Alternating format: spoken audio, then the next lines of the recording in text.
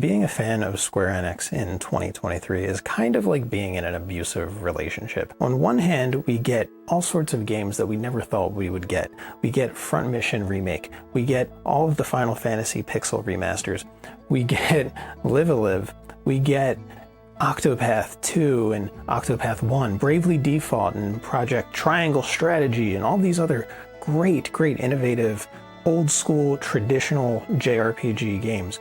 And then at the same time, the CEO and other project leads at Square Enix all tell us that turn-based games don't sell. Traditional JRPG based games don't sell. Old school games don't sell. We need to keep innovating. We need blockchain. We need NFTs. We need all of this new fangled bullshit that nobody wants. We need that, and we need to put that into the games. We need to make NFTs of Final Fantasy VII characters, a game about, saving the environment. Everything that this company does is extremely tone deaf and extremely opposite of what the company is actually doing. You have directors at Square Enix saying that Final Fantasy needs to reinvent itself and it can't be traditional anymore. And at the same time that's happening, we have Tactics Ogre remake coming out. What?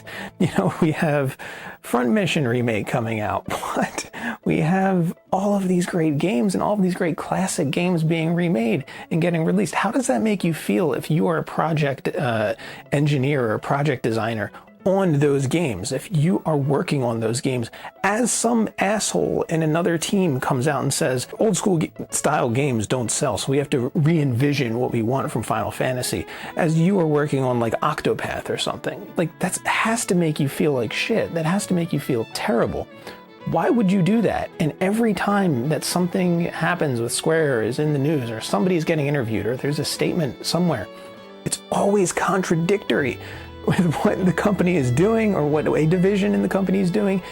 It makes no sense. I've never seen a company run this way. I've never seen it. It would be like if somebody at like Bethesda said RPGs don't sell, so we think we're going to make sports games and then release Skyrim again or something. It just doesn't make sense. Nothing this company does has made sense.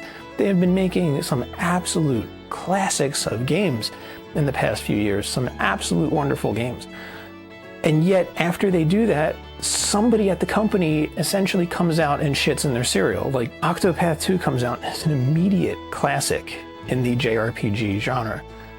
And almost immediately, we have talks of NFTs and crypto and blockchain and traditional RPGs don't sell. And this is why Final Fantasy 16 is going to be awesome, because we're going to make it into an action game. And imagine that. Imagine you worked so hard on a game that it became like a masterpiece in its type, and it releases and it just blows everyone away. And then months later, somebody on the Final Fantasy 16 team is like, meh, those games suck.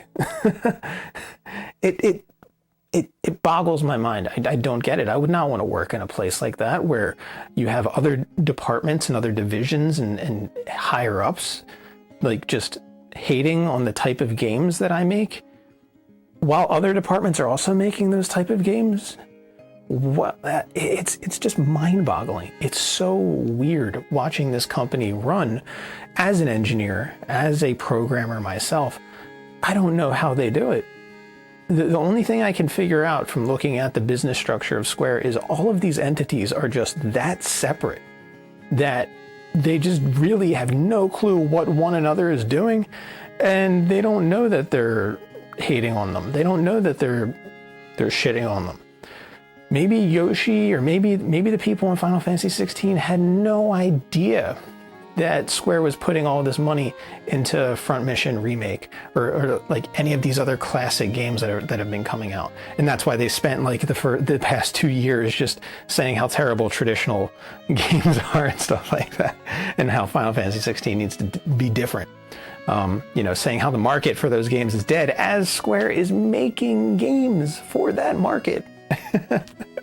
It's so confusing. It's so confusing. I don't get it.